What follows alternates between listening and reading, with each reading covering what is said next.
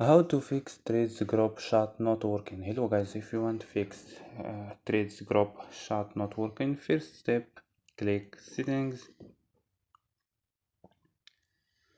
click apps and notifications, click apps and scroll down for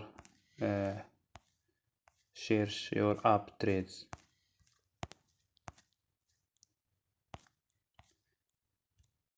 After these steps, click force stop, click OK and click storage, click clear data and click clear cache, and you can restart your phone. So don't forget like and subscribe. Bye.